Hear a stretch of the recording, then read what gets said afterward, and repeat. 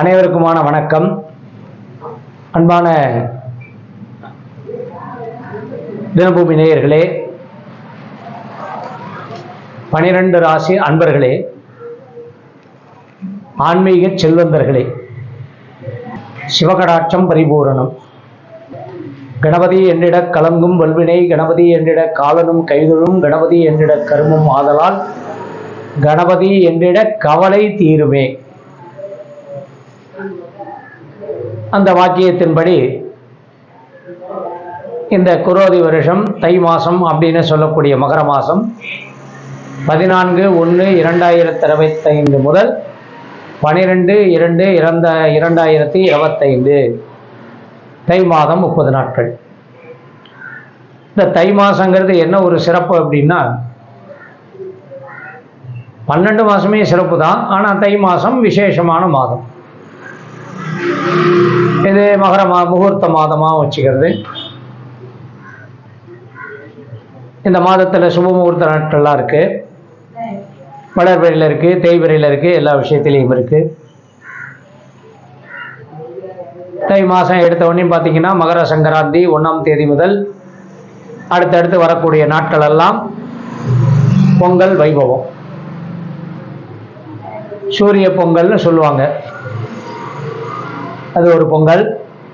அடுத்த நாள் மாட்டு பொங்கல், அடுத்த நாள் காணும் பொங்கல், இதெல்லாம் ஒரு விசேஷம். அடுத்தது வரக்கூடியது சங்கடஹர சதுர்த்தி. அடுத்து வரக்கூடியது இந்த மாதத்தில் மிக விசேஷமானது தை அமாவாசை. இந்த தை அமாவாசைங்கிறது பித்திருக்கள் கடன் தீர்க்க அந்த அமாவாசை. அமாவாசையில் 3 அமாவாசை விசேஷமானது. அதாவது இது தட்சிணாயன புண்ணிய காலம் முடிஞ்சு உத்தராயணம் ஆரம்பிக்கிறது தை மாதம். அதாவது சூரியன் வடக்கிலே தென்கிழக்கிலே உதித்து வடமேற்கிலே போய் மறையக்கூடியது இது உத்தராயணம். கடந்த மாதங்கள்ல இருந்ததெல்லாம் தட்சிணாயனம். வருடத்தில் 3 அமாவாசை சிறப்பு. முதல் அமாவாசை தை அமாவாசை, அடுத்தது ஆடி, அது தட்சிணாயனத்தில் வந்துடுது. தட்சிணாயனத்தில் 2 அமாவாசை, ஆடி மாதம் 1, புரட்டாசி மாதம் 1. இந்த அமாவாசையெல்லாம் உங்களுக்கு ரொம்ப சிறப்பான ஒரு அமாவாசை. பித்திருக்கள் கடன் தீர்ப்பது அப்படின்னு சொல்லக்கூடியது. எள்ளும் தண்ணீரும் விடுவது அவர்களுடைய ஆத்ம திருப்திக்காக. அவரவர்கள் பெரியவர்கள், அப்பா தாத்தா பாட்டன், அம்மா பாட்டி முப்பாட்டி, அம்மாவோட அப்பா அம்மா, அம்மாவோட தாத்தா பாட்டி, அம்மாவோட முப்பாட்டன் முப்பாட்டி, இந்த வகைக்கெல்லாம் எள்ளந்தண்ணி விட்டு தர்ப்பணம் பண்ணுறதும் திவசம் பண்ணுறதும் இதெல்லாம் ரொம்ப விசேஷமானது. அதுபோல் தை மாதத்தில் அந்த கரிநாள்னு சொல்லி வரக்கூடியது அதுவும் பெரியவர்களுக்கு, அதாவது சமாதியாக நிலையில் இருக்கக்கூடிய இறந்த அவருடைய ஆத்மாவுக்கு சமாதி பூஜைன்னு சொல்லி அங்கே போய் படையல் போட்டு பண்ணுவாங்க. இது ஒரு சில குறிப்பிட்ட சாரார் செய்யக்கூடியது. இதெல்லாம் இந்த மாதத்தில் வரக்கூடிய விசேஷம். இதற்கடுத்து பெரிய விசேஷம்னு எடுத்தீங்கன்னா தைப்பூசம். ஒரு மாதம் வரக்கூடிய பௌர்ணமியும் ஒரு நட்சத்திரத்தோடு சேர்ந்து வருது. சரி சார், இவ்வளோ விஞ்ஞான உலகத்தில் கொஞ்சம் மாற்றி வச்சுக்கலாமே. இப்போ தை மாதமும் பூசமும் சேர்ந்து வந்தால் தைப்பூசம், மாசியும் மகமும் சேர்ந்து வந்தால் மாசி மகம், அதாவது பௌர்ணமி. பௌர்ணமி தினத்தில் இந்த நட்சத்திரம் மாசியில் வரக்கூடியது மக நட்சத்திரத்தோட பௌர்ணமி, பங்குனியில் உத்தர நட்சத்திரத்தோட பௌர்ணமி, சித்திரையில் சித்திர நட்சத்திரத்தோட பௌர்ணமி, வைகாசியில் விசாக நட்சத்திரத்தோட பௌர்ணமி, ஆருத்ரா அதாவது திருவாதிரையும் இதுவும் வரக்கூடிய பௌர்ணமி. அதே சமயத்தில் ஆடியில் கிருத்திகையும் பௌர்ணமியும், ஐப்பசி மாதத்தில் அது ஒரு மகா பௌர்ணமின்னு சொல்லக்கூடியது, அன்னாபிஷேக பௌர்ணமி, பரணி அஸ்வினி அந்த நட்சத்திரம் சேர்ந்து வரக்கூடியது. கார்த்திகையில் உங்களுக்கெல்லாம் தெரியும் கிருத்திகை நட்சத்திரமும் பௌர்ணமியும், மார்கழியில் திருவாதிரையும் பௌர்ணமி. இந்த நட்சத்திரங்கள்லாம் ஒரு கடவுளுக்கும் ஒரு தெய்வத்துக்கும் மிகவும் விசேஷமாக செய்யும். அந்த வகையில் இந்த தைப்பூசம் அப்படிங்கிற பேர்லேயே இருக்குது தைப்பூசம். அது பௌர்ணமி அன்னைக்கு வரும். இந்த தைப்பூசம்ங்கிறது முருகப்பெருமானுக்கு எப்படி நம்ம சபரிமலைக்கு மாலை போட்டு மலை ஏறி எழுமுடி கட்டி மலை ஏறி நம் சாமியை பார்த்துட்டு வரோமோ, அந்த மாதிரி இந்த தைப்பூசத்துக்கு பழனியில் பெரிய விசேஷம். அதுக்கு என்ன பண்ணணும்னா 36 நாள் 48 நாளுக்கு முன்னாடி குறைஞ்சது 12, அதுக்கு மேலே 24, அதுக்கு மேலே 36, அதுக்கு மேலே 48 எல்லாம் பாருங்கள் 12இன் பெருக்கமாக வரும். இந்த நாட்டில் முருகனுக்கு மாலையிட்டு நடைப்பயணமாகவோ இல்லை வண்டி வாகனங்கள்லேயோ பழனிக்கு போய் பழனி மலை முருகனை தரிசனம் செய்துவிட்டு வரணும். பால் காவடி, பன்னீர் காவடி, இந்த காவடி எல்லாம் எடுத்து சில ஊர்களில் முருகன் ஆலயத்தில் அக்னி பிரவேசம் பண்ணுவாங்க. அதாவது அக்னி குண்டம், தீமிதி திருவிழா படம். அதில் பார்த்தீங்கன்னா முருகர் வெண்டாடி வேந்தராக முதல்ல எடுத்த உடனே சாமி அந்த பூக்குண்டத்தில் இறங்கும், பூக்குழியில் இறங்கும், அக்னி குண்டத்தில். அடுத்தது காவடி இறங்கும். சுவாமி வேஷம் எப்படி இருக்கும் அப்படின்னா, அந்த பூ மிதிக்கிற டயத்தில் அதிகாலை வேளையில் சுவாமி வெள்ளை நரை முடியோட நரை தாடியோட இந்த வள்ளிக்கு கிழவனாக காட்சி தந்த அந்த வேடம் அடைந்து தான் அந்த அக்னி குண்டம் முன்னாடி அந்த அலங்காரம் பண்ணி வச்சுருப்பாங்க. இது ரொம்ப விசேஷமானது. அதனால் தைப்பூசங்கிறது பழனி எல்லா முருகன் ஆலயத்திலையும் தைப்பூசம் உண்டு. வேண்டுகின்ற வரமும் நம்ம உடம்ப அதாவது உடம்பை வருத்தி விரதம் இருந்து அந்த பிரார்த்தனையை நம்ம வச்சுக்கும் பொழுது, உடல் வருத்தி அந்த விரதத்தை இருந்தாதான் அந்த விரதத்துக்கு மகிமை. காத்தால சாப்பிட்டு, மத்தியானம் சாப்பிட்டு, ராத்திரி சாப்பிட்டு, நினைச்சதெல்லாம் சாப்பிட்டு, நினைச்ச வாடி இருந்துட்டு போய் சாமியை போய் பார்க்கறதுல ஒரு அர்த்தமே கிடையாது. ஒரு பயம் இல்லை, பக்தி இருக்காது. பயபக்தின்னு ஒன்று இருக்கு. அதை பற்றி தனிப்பட்ட முறையில் உங்களுக்கு பதிவு சொல்கிறேன். இந்த பிரார்த்தனைங்கிறது மாசத்துல வரக்கூடிய தைப்பூசம். இது ரொம்ப விசேஷமானது. அதே போல் அமாவாசை, முன்னாடி எடுத்தா பொங்கல், இதெல்லாம் உங்களுக்கு மிகவும் நல்ல பயனுள்ளதாக இருக்கும். அவர்கள் இதை மனதிலே வைத்து இந்த மாசத்துல தை மாசத்தினுடைய விசேஷத்தை அனுபவிங்கள். இந்த மாசத்தில் இருக்கக்கூடிய கிரகநிலை அப்படிங்கிறது சூரியன் மகரத்திலையும், சந்திரன் அதுக்கு 7ஆம் இடத்துல, அதாவது பௌர்ணமி பார்த்தீங்க அப்படின்னா சூரியனும் சந்திரனும் நேர் எதிராக இருக்கும். இது பௌர்ணமி. 7ஆம் இடத்துல கடகத்தில் சந்திரன் ஆட்சியிலிருந்து இந்த மாசத்தை ஆரம்பிக்கிறது. கடைசியில் முடிவு கடகத்தில் தான் முடிக்கிறது. செவ்வாய் கடகத்தில் வக்கரகதியாய் இருந்தவர் இப்போ அதே செவ்வாய் கிரகம் மிதுனத்தில் வக்கரகதியாக அந்த மாதம் போறாரு. சூரியனுக்கு அடுத்த இடத்துல கும்பத்தில் சனி பகவான். அந்த சனி பகவானோட இந்த சுக்கிரன் மாதத்தினுடைய 15 நாட்கள் பின்னாடி மீனத்தில் சுக்கிரன் பிரவேசமாகி உச்சகதிக்கு போகி அங்கே ஏற்கனவே இருக்கக்கூடிய ராகுவோட, மீனத்தில் இருக்கிற ராகுவோட சேர்க்கை. ரிஷபத்தில் குரு வக்கரகதி பூரா இந்த மாதம் பூரா வக்கரகதியிலிருந்து மாதத்தினுடைய கடைசி நாள் குரு வக்கர நிவர்த்தியார். கன்னியில கேது. இது அத்தனையும் கிரக நிலைமையாக உங்களுக்கு தெரிவித்து இது எந்தெந்த ராசிக்கு என்னென்ன பலனை கொடுக்கிறது, 12 ராசிக்கு உண்டான பலனை இப்பொழுது பார்ப்போம். அன்பான தினபூமி நேயர்களே, மீனராசி அன்பர்களே, மீன லக்கணக்காரர்களே, இந்த மாதம் வார மாதம்னு சொல்லக்கூடிய தை மாதம் ராசியில் பூரட்டாதி, உத்திரட்டாதி, ரேவதி நட்சத்திரம். உங்களுடைய அத்தனை விஷயங்களையும் இந்த தை மாதத்தில் ஒரு சின்ன மாறுதலுக்கு உட்பட்டதாக இந்த மாதத்தை நீங்கள் வச்சுக்கலாம். ராசிக்கு கிரக அமைப்பு அப்படின்னு சொல்லும் பொழுது பார்த்தாக்கா, உங்களுடைய ராசி அதிபதியான குரு அந்த 3ஆம் இடத்துல வக்கரகதியாக இருந்து இந்த மாசத்துல வக்கர நிவர்த்தியாரர். இந்த மாசம் பூரா இருந்து வக்கர நிவர்த்தியாரர். அவரை வச்சு ஒரு பலனும், 11ஆம் இடத்துல சூரியன் மகர ராசியில உங்களுடைய ராசிக்கு 11ஆம் இடத்துல இருந்து அவருடைய பார்வை உங்களுடைய ராசிக்கு 5ஆம் இடத்தை பார்க்கறத வச்சும் ஒரு பலன். இந்த மாதிரி விஷயங்களை வச்சு தான் இந்த மாதத்தினுடைய பலனை நம்ம சொல்ல போறோம். அப்படி பார்க்கும்பொழுது, அதாவது இந்த ராசி பெண்களாக இருக்கப்பட்டவர்களை சில விஷயங்கள்ல மனசுல உறுத்தல் இருந்து கொண்டே இருக்கும். அது உங்களுக்கு அது கடைசியில பாத்தீங்கன்னா அதுல அது ஒண்ணுமே இல்லை. நீங்க பயப்படுற மாதிரி உங்களுக்கு பயம் இருக்கு அப்படிங்கிறது இருக்கு. ஆனா அந்த பயப்படுற மாதிரி எந்த விஷயமும் உங்களுக்கு நடக்காது. கடைசியில வீண் மிச்சம் என்னன்னா அந்த பயம்தான் மிச்சம்னு கணக்கு. இது பொதுவான பலனா வச்சிட்டாலும் படிக்கக்கூடிய குழந்தைகளுக்கு சின்ன வயசுலேயே ஒரு சில விஷயங்கள்ல நாட்டம் வச்சு அந்த ஒரு ஆம்பிஷனாக நம்ம இப்படி படிக்கலாம் அப்படி படிக்கலாம். நான் சொல்றது ஒரு 15 வயசுல இருந்து ஒரு 22 வயசு வரைக்கும் படிக்கக்கூடிய அத்தனை மாணவ மாணவிகள் குழந்தைகளுக்கு படிப்பினுடைய விஷயத்தை நம்ம பார்க்கும் பொழுது பரவாயில்ல, நமக்கு இதுதான் நமக்கு கரெக்டா இருக்கும் அப்படின்னு தெரிஞ்சு அந்த படிப்புல நாட்டம் உண்டான நேரம் தான். சின்ன குழந்தைங்களுக்கெல்லாம் அதெல்லாம் ஒண்ணுமே இல்லை.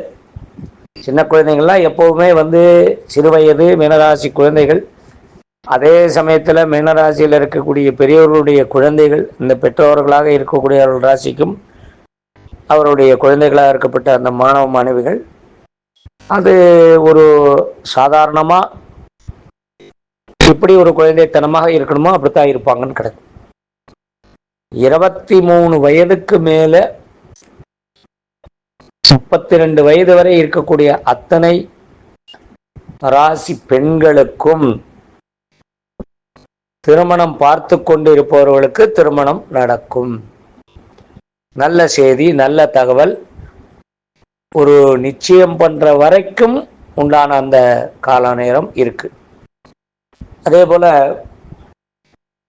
ஆண்களுக்கு 27 வயசுக்கு இந்த ராசிக்கு திருமணத்துக்கு முயற்சி பண்ண ஆரம்பிச்சிடணும். திருமணத்துக்கு காரியத்தை எடுத்துடணும். திருமண காரியம் நடக்கக்கூடிய அந்த விஷயத்தை எடுத்துடணும். 27 வயதுக்கு எடுத்தால் 29க்குள்ள திருமணம் நடக்குங்கிறது ஒரு கணக்கு. 25 வயசுலயே நல்ல ஒரு நிலைமையில இருக்காரு, ஒரு வேலையில இருக்காரு, குடும்பம் நல்லபடியா இருக்கு, கல்யாணம் பண்ணிடலாம், அடுத்தாப்புல என்ன வீட்டில் முகூர்த்தம் தான் அப்படின்னு சொல்லக்கூடிய அந்த விஷயத்துக்கு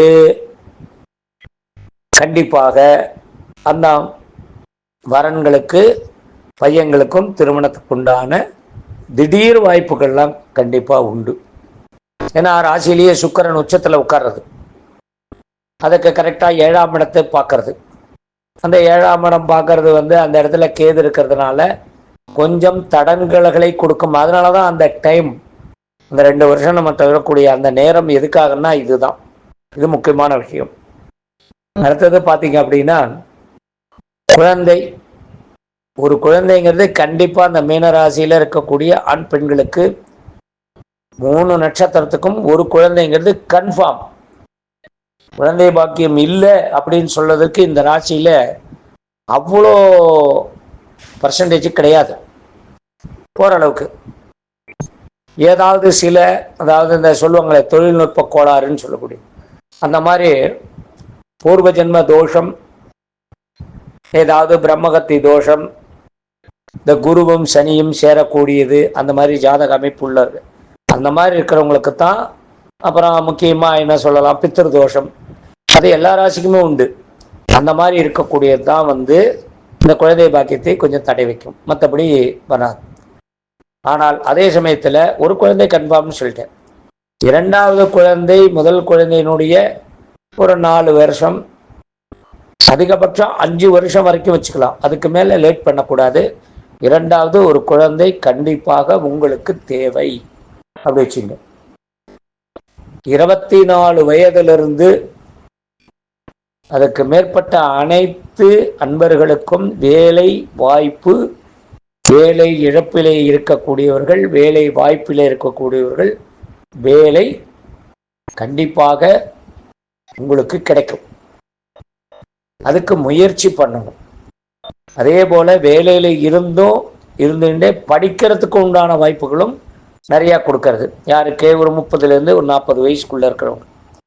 அதாவது அந்த வேலையை நிரந்தரம் பண்ணிக்கிறதுக்கோ இல்லை அந்த வேலையில பெரிய ஒரு விஷயங்களை பண்ணுறதுக்கோ உங்களுக்கு கண்டிப்பாக அதுக்குண்டான வாய்ப்புகள்லாம் நிறைய இருக்குது. எனவே அடுத்ததாக இந்த ஒரு 30 வயசுலேருந்து ஒரு அதுக்கு மேற்பட்டு இருக்கக்கூடியவர்களுக்கு, பெண்களுக்கு குடும்பத்தில் இருக்கக்கூடிய சில சின்ன சின்ன பிரச்சனைகள் அது நீர்பூத்த நெருப்பாக அப்படியே இருந்துகிட்டே இருக்கும்.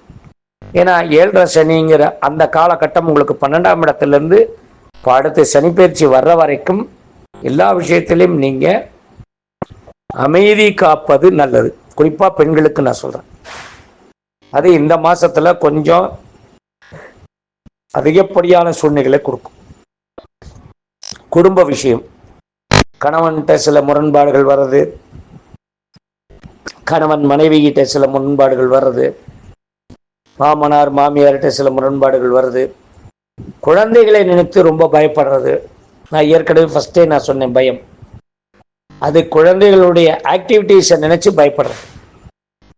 மகனையோ மகளையோ அவர்களுடைய படிப்போ எதிர்காலமோ எப்படி இருக்கும், படிப்பு எப்படி இருக்கும், இதெல்லாம் அந்த குழந்தைகளுடைய சொந்த ஜாதகத்தை வைத்து தான். அது என்ன வயசில் வேணாலும் உங்கள் மகன் மகள் இருக்கட்டும், அவர்களுடைய சொந்த ஜாதகத்தில் வாழ்க்கை அமைப்பு இப்படி இருக்குது, இதை எல்லாரும் பாருங்கன்னு நான் சொல்கிறேன். கண்டிப்பாக பார்க்கணும். குறிப்பாக மீனராசிக்கு ஒரு பையன், மீனராசி குடும்பத்தில் ஒரு அப்பா அம்மா மீனராசியாக இருக்கீங்க, உங்களுக்கு ஒரு பையன் ஒரு 16 வயசு 17 வயசு ஆயிடுச்சு. அப்போ நீங்கள் என்ன பண்ணணும்னா, பையனுடைய ஜாதகத்தை பார்த்து அவர் எந்த துறையில் முன்னுக்கு வருவார், எப்படி வருவார் அப்படிங்கிறதெல்லாம் நீங்கள் தெரிஞ்சுக்கிறது நல்லது. அதே போல் பெண்களாக இருந்தால் ஒரு 14 வயசுக்கே அதனுடைய எஃபெக்டை நீங்கள் தெரிஞ்சுக்கணும். குறிப்பாக இந்த ராசியில் அதிகமாக அறிவுரையை சொல்ல வேண்டிய விஷயமே கிடையாது. அறிவுரையை சொல்கிறத நீங்கள் ஏற்றுக்க போகிறதும் கிடையாது. இந்த ருணரோக சத்துருஸ்தானம்னு சொல்லக்கூடிய அந்த 6ஆம் இடத்து அதிபதி தான் உங்களுடைய ராசிக்கு 11 இருக்கார். அதனால் உடல் ரீதியாக இருக்கக்கூடிய பிரச்சனைகள் அனைத்து வயதிற்கும் உடல் ரீதியாக பிரச்சனைகள் தீரும். கொஞ்சம் சுமாராக இருக்கும், ஏதோ சரியாயிட்டது போல் உங்களுக்கு தோணும், இருந்தாலும் பின்னாடி வருங்கிறது எதிர்பார்த்தே இருங்க. அதனால் இப்போ நன்னா இருக்கா, ரைட், நன்னா இருக்கு, ஓகே, பரவாயில்ல, நன்னா இருக்கிற வரைக்கும் நம்ம அதை அப்படியே அந்த காலத்தை ஓட்டுவோங்கிற மாதிரி இருங்க. ஒரு 40 வயசுக்கு மேலே, 35 வயசுக்கு மேலே, ஒரு 46 வயது வரை இருக்கக்கூடிய அனைத்து ஆண் பெண்களுக்கும் வேலை செய்யக்கூடிய இடத்துல ஒரு விதமான ஒரு ஆக்டிவிட்டீஸ், ஒரு பலன், உங்களுடைய ஆக்டிவிட்டீஸுக்கு தகுந்த பலன். குடும்பத்தில் வரும்போது அதே நபர்கள் குடும்பத்துக்குள்ள வரும்போது அது வேற விதமான ஒரு டென்ஷனையோ ஒரு மூடு மாற்றி இருக்கிறதோ, இல்லை இப்போ வேலைக்கு போன கணவன் வீட்டுக்கு வந்தவனையும் அவர்கிட்ட ஏதாவது சில முரண்பாடுகள் உங்களுக்கு தெரிய வர்றதோ, இல்லை நீங்கள் அவர்கிட்ட பேச்சுவார்த்தையில் ஏதாவது சில சிக்கல்கள் வர்றதுக்கோ நிறையா வாய்ப்பு இருக்குது. ரொம்ப ரொம்ப ஜாக்கிரதையாக கணவன் மனைவி உறவில் ஒரு அணுகுமுறை இருக்கணும். அதாவது வாலண்டியராக எதுவும் பேசி ப்ராப்ளத்தை உண்டாக்கக்கூடாது. என்ன நமக்கு தேவையோ அதனுடைய விஷயத்துக்கு தகுந்த மாதிரி மட்டும் அந்த பேச்சுவார்த்தைகளை வச்சுக்கிறது நல்லது. ஒரு 46 வயசுக்கு மேலே 53 வயது வரை இருக்கக்கூடிய அத்தனை ஆண் பெண்களுக்கும் வேலை செய்கிற இடத்துல, அதுவும் குறிப்பாக பெரிய பெரிய கம்பெனிஸில் நல்ல பொசிஷனில் இருக்கிறவங்க, உங்களுக்கு மேலே இருக்கிற அதிகாரிகள்கிட்ட அனுசரணை கிடைக்கும். ட்ரான்ஸ்ஃபர்லாம் இந்த நேரத்தில் நீங்கள் கேட்டு வாங்கிக்கலாம். அதே போல் உங்களுக்கு ரொம்ப நாளாக வராமல் இருக்கக்கூடிய பணம், இன்சென்டிவ், பணப்பலன்கள்லாம் இந்த மாதம் உங்களுக்கு கிடைக்கும். உங்களுடைய மேல் அதிகாரியினால் உங்களுக்கு நல்ல விஷயங்கள்லாம் நிறைய நடக்கும். அரசாங்க உத்தியோகத்தில் இருக்கக்கூடியவர்கள், நல்ல ஒரு செக்டாரில் வேலை செய்யக்கூடியவங்களுக்கு பேரு புகழ் உண்டு. யாருக்கிட்டையும் எந்த ஒரு விஷயத்துக்கும் நீங்கள் கைகட்டி நிற்க வேண்டிய அவசியம் இல்லை. உங்களுடைய தனித்துவம் உங்களுக்கு நல்ல ஒரு புகழை கிடைக்கும். நண்பர்களால் கொஞ்சம் சிக்கல்கள் வரும், ஜாக்கிரதையாக இருக்கணும். அனைத்து வயதினருக்கும் நண்பர்களால் பழகக்கூடியவர்களால் சில சிக்கல்கள் வருவதற்கு வாய்ப்பு இருக்குது. அதனால் எந்த ஒரு விஷயத்துக்கும் நீங்கள் இன்வால்மெண்ட் காட்டிக்க வேண்டாம். 60 வயதுக்கு மேலே இருக்கக்கூடிய அத்துணை நபர்களுக்கும் தங்களுடைய சொத்து, அசையும் சொத்து, அசையாத சொத்து, இதை ரொம்ப ஜாக்கிரதையாக கவனத்தோடு வச்சுக்கணும். சில நபர்களுக்கு புதியதாக வாகனங்கள் வாங்கக்கூடிய யோகம் இருக்குது. அதாவது நல்ல நேரத்தில் தான் நிறைய நம்ம யோஜனை பண்ணுவோம், கெட்ட நேரத்தில் யோஜனையே பண்ணாமல் எல்லா காரியத்தையும் செய்வோம். அது என்ன ஆகும் அப்படின்னா, அதில் ஏதாவது நமக்கு ஒரு சிரமம் இருக்கு அப்படின்னா, அது அந்த மாதிரி நேரத்தில் தான் யார் பேச்சையும் கேட்காம நம்ம சௌரியத்துக்கு நம்மளா ஏதாவது செய்யுது. அந்த வகையில் தான் அந்த சொத்து வாங்கிறது, வீடு, நிலம், இந்த மாதிரிலாம் வாங்கிறது, அடுத்தவங்ககிட்ட போய் பணத்தை நம்ம ஃபைனான்ஸ் பண்ணுற மாதிரி பண்ணுறது, இல்லை ஃபைனான்ஸில் கொண்டு போய் நம்ம பணத்தை போடுறது, இதெல்லாம் ஒரு வாரத்துக்கு சில கெட்ட நேரங்களில் நம்ம டக்கு டக்குன்னு செய்யறது தான். அதனால் அடுத்தவருடைய ஆலோசனை, குறிப்பாக இந்த மாதிரி ராசி பலன் ஆலோசனை உங்களுக்கு பல விஷயங்களில் உதவும். நல்லது. மீண்டும் சந்திப்போம்.